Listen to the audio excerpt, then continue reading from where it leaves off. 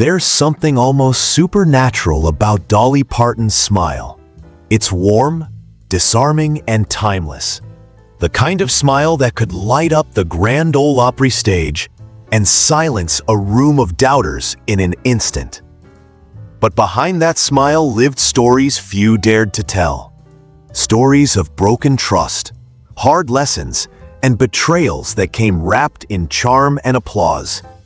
For decades, Dolly wore that glittering armor, rhinestones on the outside, resilience on the inside. But the truth she's sharing now? It changes everything people thought they knew about her. You see, the world remembers Dolly as the unshakable queen of country music, the woman who turned poverty into platinum and built an empire out of melody and makeup. But even queens bleed. And long before she became an icon, Dolly was a young woman in a world where powerful men wrote the rules and expected women to smile while following them. She learned early that the brighter you shine, the more some people will try to dim your light. And yet, she never let them win. What most people don't realize is that one of the most heartbreaking moments of Dolly Parton's life didn't happen on stage or in front of cameras. It happened behind closed doors, in a quiet office, when one phone call from the king of rock and roll turned her dream into a dilemma that would haunt her for years. It wasn't a scandal splashed across headlines. It was quieter, deeper, and far more painful. Because it wasn't about fame, it was about trust, power, and the price of keeping your soul intact in an industry that tried to own it. This is the story of the deal she turned down, the one that could have changed her career forever, and the night she cried alone after saying no to the most powerful voice in music. But before we get to that moment, you need to understand where she came from. Because Dolly's story didn't begin with glitz. It began with grit. Long before the wigs, the makeup, and the headlines, Dolly Parton was just a barefoot girl from the Smoky Mountains of Tennessee, one of 12 children crammed into a one-room cabin where dreams were bigger than dinner. Music wasn't just a passion, it was survival. Her voice carried her out of poverty, but it never carried her away from who she was. Every song she wrote came from real life, heartbreak, hope, and the quiet strength of a woman who refused to be defined by circumstance. But Nashville wasn't kind to dreamers, especially not women with big hair and bigger ambition. When Dolly first arrived in the city, the industry didn't know what to make of her. Too country for pop, too glamorous for country, too confident for comfort. Men in suits smiled politely, but rarely listened. They saw a pretty face, not a powerful songwriter. They underestimated her, over and over again. And every time they did, she wrote another song that proved them wrong. Her early years in music were a balancing act between staying true to herself and playing by the rules of a business built by men. She was often told to tone it down, the voice, the laugh, even the way she dressed. One executive once told her, "Dolly, if you want people to take you seriously, you've got to stop looking like a joke." She smiled, thanked him kindly, and went on to sell more records than anyone in his roster. That's Dolly. Still, no amount of fame could erase the pain of being underestimated. Behind every rhinestone was a scar, and behind every success was a story of someone trying to take credit for her work, her image, her voice. But there was one thing she refused to let anyone take: her words. The songs she wrote weren't just melodies, they were pieces of her life. And one of those songs, written during one of her most painful goodbyes, would soon become the center of the greatest heartbreak of her career. That song was "I Will Always Love You," and the man who wanted it would change everything. The phone call came out of nowhere.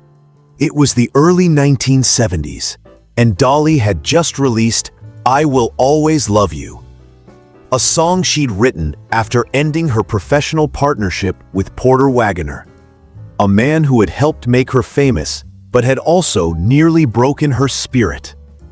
The song was her farewell, tender, raw, and honest. It was climbing the charts, connecting with listeners everywhere. Then came the call that felt like a dream come true. Elvis Presley wanted to record it. For a girl who grew up idolizing Elvis, it felt like divine fate. She'd sung his songs as a teenager, glued to the radio, never imagining one day he'd want to sing hers. In that moment, every hardship, every sneer, every man who told her she'd never make it, it all vanished. Elvis was the ultimate validation. If the king of rock and roll wanted her song, then she'd truly made it. But the dream soured fast. When the contracts arrived, Dolly's excitement turned into disbelief. Elvis's manager, the infamous Colonel Tom Parker, had a condition. If Elvis recorded the song, they wanted 50% of the publishing rights. That meant half of her song, half of her story, gone forever. Parker insisted it was standard procedure, but to Dolly, it felt like robbery in plain sight. She'd fought tooth and nail to own her music, to be respected not just as a voice, but as a writer. Giving that away wasn't an option. So she thought about it. She prayed about it. She called her advisors. And when the sun rose the next morning, Dolly did the unthinkable. She said no to Elvis Presley. She hung up the phone, closed the door, and cried all night. Because it wasn't just about business, it was about betrayal. The man she'd admired for years had become a symbol of the same system that tried to silence her. He never called her back. The duet never happened. And yet, that single no became one of the most powerful moments of her life. She didn't know it yet, but saying no to Elvis would define her legacy and teach her that some dreams aren't meant to be lived, only survived. When Dolly hung up that phone, the silence in the room felt heavier than any applause she'd ever heard. For a long moment, she just sat there, staring at the contract that could have changed her life or destroyed it. Outside, the Nashville night was quiet, but inside, she was unraveling. She knew what she had done was right, but knowing the right thing doesn't always make it hurt less. She had just turned down Elvis Presley, the man she'd adored, the dream she'd carried since childhood, gone with a single no. The tears came fast, not because she regretted the decision, but because of what it represented. She had always believed that talent and hard work would be enough, that if she poured her soul into her songs, the world would see her worth. But this moment reminded her that even at the top of her game, even with a hit song and a name people were beginning to know, there were still doors closed to her. Doors guarded by men who believed ownership mattered more than artistry. That night, Dolly didn't sleep. She replayed the entire conversation in her head. The excitement, the hesitation, the crushing disappointment. And as the first light of dawn crept through her window, she made a promise to herself. If this was the price of independence, she would pay it.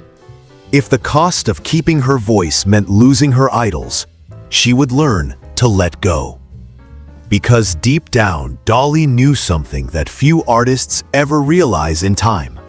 The moment you trade your story for someone else's gain, you stop being the author of your life. She woke up that morning, not broken, but reborn, quieter, wiser, and stronger.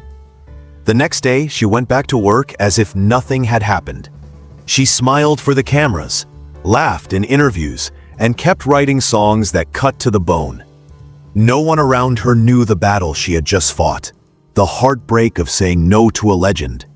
But behind that glittering smile, she carried a new kind of confidence. Her song, I Will Always Love You, became a hit on its own, without Elvis's name attached to it. Ironically, the same decision that broke her heart ended up defining her career. Years later, when Whitney Houston's version of the song became one of the best-selling singles of all time, Dolly earned more from that one track than she could have ever imagined. But back then, she didn't know the future. All she knew was the pain of choosing herself. And yet, even as she tried to move forward, that wound didn't heal easily, because Elvis wasn't the first man to let her down, and he wouldn't be the last. There was another one, far closer to her heart. A man who had once stood beside her on stage, harmonizing with her voice and calling her his partner. The man she wrote, I Will Always Love You for in the first place. Porter Wagoner. Before Elvis ever entered the picture, there was Porter Wagoner, the man who gave Dolly her big break, and the man who nearly broke her in return. When she first joined the Porter Wagoner show in the late 1960s, she was young, hopeful, and ready to prove herself. Porter was already a star, charming, established, and respected in country music.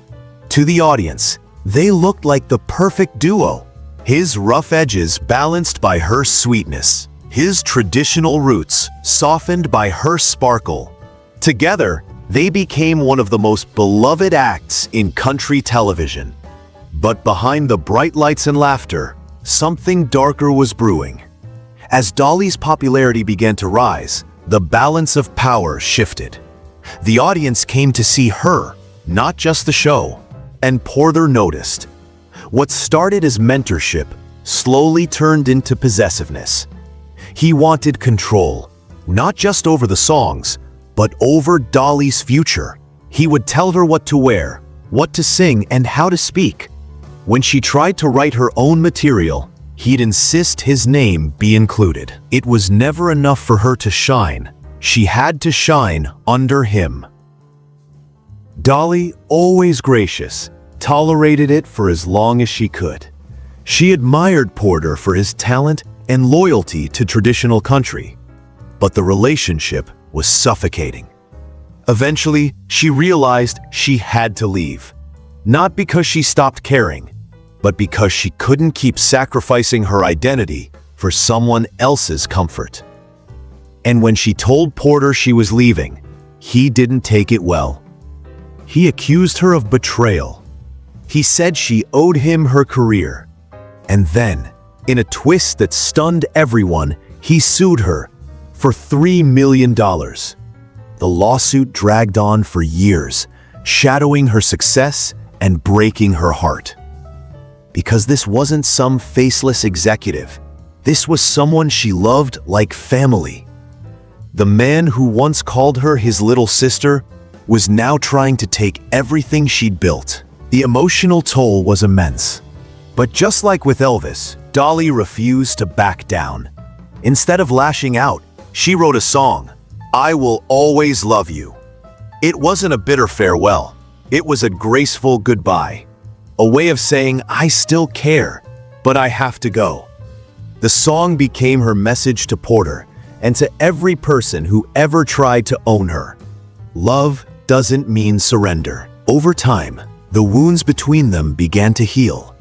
Years later, before Porter's death in 2007, Dolly visited him in the hospital. She told him she forgave him.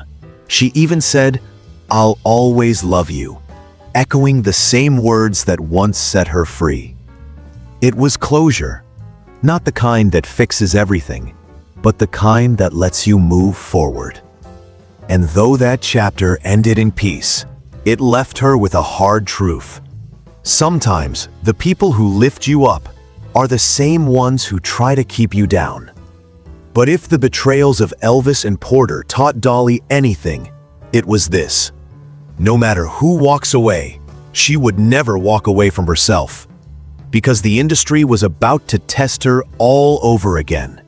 And this time, it wouldn't just be one man trying to control her. It would be the entire system. By the time Dolly walked away from Porter Wagoner's shadow, she had learned the hardest lesson in music, that freedom always comes with a price. Saying goodbye to Porter wasn't just a career move. It was an act of defiance in a world where women weren't supposed to defy anyone. But if she thought her fight for independence ended there, she was wrong. The battle had only just begun. When she stepped into the spotlight as a solo artist, the industry greeted her with polite smiles and sharpened knives. Nashville was changing, and Dolly, with her unapologetic glamour and unapologetic ambition, didn't fit the mold. She was too smart to be a puppet, too feminine to be taken seriously, and too successful to be ignored. To some executives, that combination was dangerous. They didn't want a woman with power. They wanted a woman they could package, polish, and profit from. So they tried to reshape her, not her talent, but her identity. Executives told her to ditch the wigs and glitter. Go natural, they said. People will take you more seriously. Others told her to drop her southern twang and record pop songs instead. One producer even told her flat out, "You'll never last if you keep playing the dumb blonde." Dolly just smiled and said, "Well, honey, I may look like a dumb blonde, but I'm not dumb, and I'm not blonde either." It was her way of fighting back with humor, but beneath that wit was steel. Because every suggestion she got wasn't really a suggestion. It was pressure. Pressure to be quieter, simpler, safer. And for most women in the 1970s music scene, that pressure worked, but not for Dolly. Every time someone tried to box her in, she made the box bigger. She didn't tone down her look, she doubled down. Bigger hair, brighter outfits, louder laughter. She made herself unforgettable, not because she wanted attention, but because she refused to disappear. But even her defiance came at a cost. Behind closed doors, some of the very people who praised her publicly were working to sideline her privately. She'd be left out of key meetings, excluded from industry collaborations, or mysteriously dropped from lineups she'd been promised. Her confidence, her femininity, and her business sense, the same traits that made her a star, made her a target. In whispers and boardrooms, men dismissed her as too much, too ambitious, too outspoken, too successful for her own good. And yet, she kept climbing. Every betrayal became fuel. Every no became another hit song. Dolly understood something her critics didn't. Fame fades, but authenticity doesn't. While others were bending to trends, she stayed rooted in who she was. A girl from the mountains who believed you could be both glamorous and grounded, both soft and strong. And slowly, that authenticity turned her into something more than a star. It made her a symbol. Still, success didn't protect her from pain. The more she rose, the more subtle the attacks became. People didn't have to shout her down anymore. They could just erase her. Projects fell through, deals shifted hands, and more often than not, the reason was always business. But Dolly knew better. This wasn't about business. It was about control. And as her career soared into the 1980s and beyond, she would discover that betrayal didn't always come from rivals or old friends. Sometimes it came from the very people she trusted to protect her legacy. That's when the quiet war began. One fought not on stage, but in silence, behind boardroom doors, in contracts and clauses written to take what she'd spent a lifetime building. Fame, as Dolly would come to realize, is its own kind of battlefield. It doesn't always attack loudly. Sometimes it just chips away at you, piece by piece, until you start wondering who's really on your side. By the time she entered her 40s, Dolly was no longer the small-town girl fighting for a chance. She was an institution. But with that success came a new breed of betrayal. the kind that hides behind smiles and handshakes. The whisper started first, that she was out of touch, too old-fashioned, too country for the modern era. Radio executives who once begged to premiere her songs started pushing younger artists instead. TV producers who used to chase her for appearances began suggesting she tone down her image. "People want something fresher," one of them told her. "You've had your time." But what they didn't realize was that Dolly never measured her worth by time. Her music wasn't a trend, it was timeless. Still, the subtle rejection stung. She'd spent decades proving herself, and now the same industry that built her was slowly turning away. And the worst part? Some of the people doing the turning were the very ones she had trusted for years. An old manager sold early recordings of her demos without permission. An agent leaked private letters to the press for a quick payday. Even friends she championed began excluding her from projects, afraid that standing next to her might make them seem outdated. It was betrayal, not in the loud, public way of Elvis or Porter, but in a quiet, corrosive way that eats at your trust. Yet even in those moments, Dolly never let bitterness win. Instead, she went back to the same thing that had always saved her, her music. In those later years, she poured every wound, every whispered slight, every stolen deal into songs that glowed with grace instead of anger. It was her way of turning pain into poetry. But the truth that hurt most wasn't that people betrayed her. It was why they did. Dolly once said, "They don't see me as a threat until I remind them I'm the boss." That's what made her dangerous. She owned her masters, her publishing rights, her image. She had what most artists, especially women, never got: full creative control. And in an industry built on ownership, that made her powerful. Too powerful. Even so, she refused to play the victim. When people wronged her, she didn't seek revenge.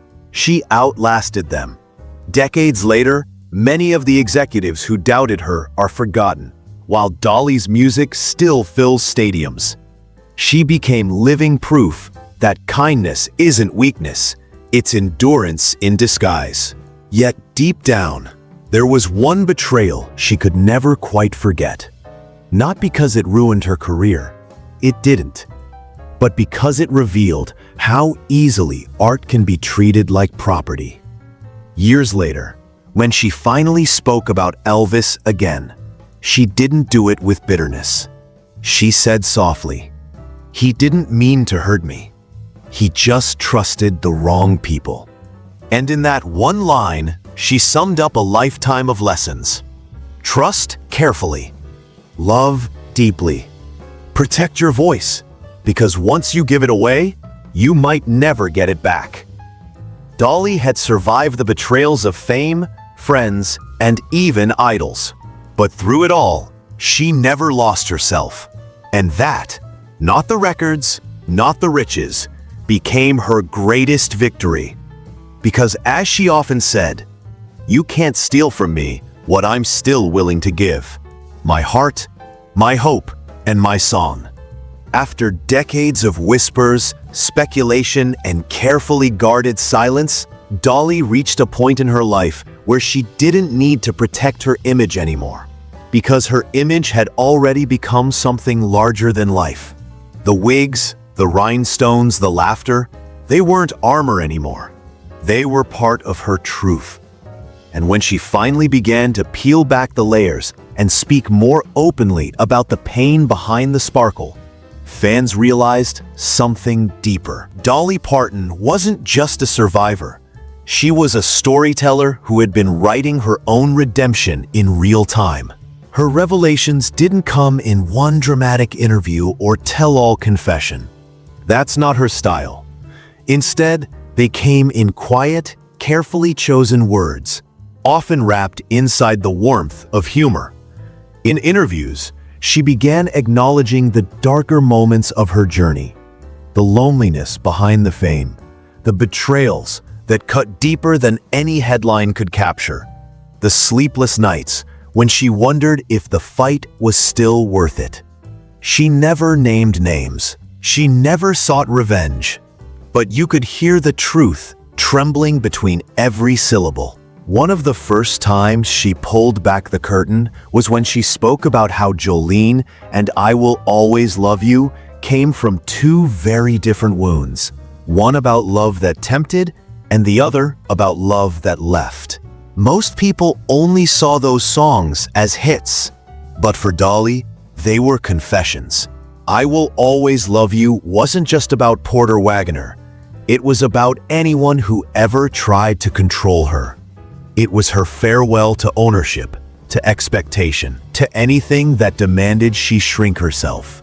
It was a goodbye that sounded like grace. As she opened up, fans began to see the pattern in her pain, the way she turned every betrayal into something beautiful. When the industry dismissed her, she built her own. When people underestimated her, she let her work outlive them. When others tried to silence her, she sang louder.